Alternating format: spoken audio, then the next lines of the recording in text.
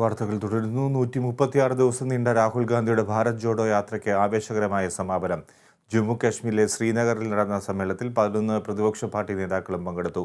ജനങ്ങൾ നൽകിയ സ്നേഹം തന്നെ വികാരാധീനനാക്കിയെന്ന് രാഹുൽ ഗാന്ധി പറഞ്ഞു. ഭാരത് ജോഡോ യാത്രയുടെ സമാപന ദിനം ശ്രീനഗർ മഞ്ഞിൽ കുളിച്ചു നിൽക്കുകയായിരുന്നു. പലയിടത്തും താപനില 0 ഡിഗ്രി, ചിലയിടങ്ങളിൽ അതിനും താഴെ. സമാപന സമ്മേളനം നടക്കേണ്ട ഷേറെ കശ്മീർ ക്രിക്കറ്റ് മൈതാനവും മഞ്ഞിൽ കുളിച്ചു കിടന്നു. 11 മണിക്ക് തുടങ്ങുമെന്ന് പറഞ്ഞ സമാപന സമ്മേളനം എപ്പോൾ തുടങ്ങും എന്ന് പോലും അറിയാത്ത അവസ്ഥ. എന്നാൽ കനത്ത മഞ്ഞുവീഴ്ചയെ അവഗണിച്ചും പ്രവർത്തകർ ശ്രീനഗർ ക്രിക്കറ്റ് മൈതാനത്തിലേക്ക് ഒഴുകിയെത്തി.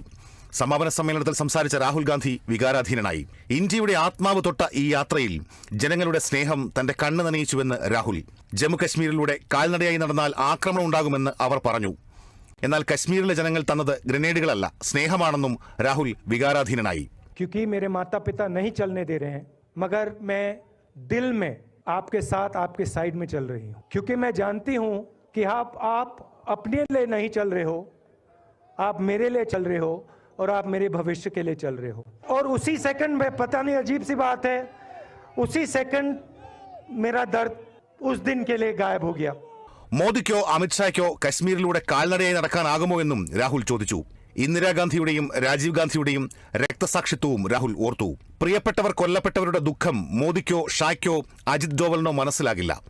സ്നേഹത്തിന്റെ സന്ദേശമാണ് ഈ യാത്രയെന്നും ഇത് ഇന്ത്യ എന്ന രാജ്യത്തിന്റെ യാത്രയാണെന്നും രാഹുൽ കൂട്ടിച്ചേർത്തു.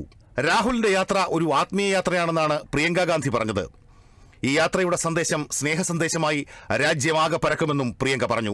136 ദിവസങ്ങൾ, 12 സംസ്ഥാനങ്ങൾ, 2 കേന്ദ്രഭരണ പ്രദേശങ്ങൾ, 75 ജില്ലകൾ, 4080 കിലോമീറ്റർ. കന്യാകുമാരിയിൽ നിന്ന് ആരംഭിച്ച യാത്ര ജമ്മുകശ്മീർ തലസ്ഥാനമായ ശ്രീനഗറിലെത്തുമ്പോൾ കോൺഗ്രസിന് അത് വലിയ ആത്മവിശ്വാസം പകരുന്നുണ്ട്. ദേശീയ രാഷ്ട്രീയത്തിൽ കരുത്തനായ ഒരു നേതാവായി രാഹുൽ ഗാന്ധി ഇടമുറപ്പിക്കുന്നുമുണ്ട്. News desk, Kerala vision news.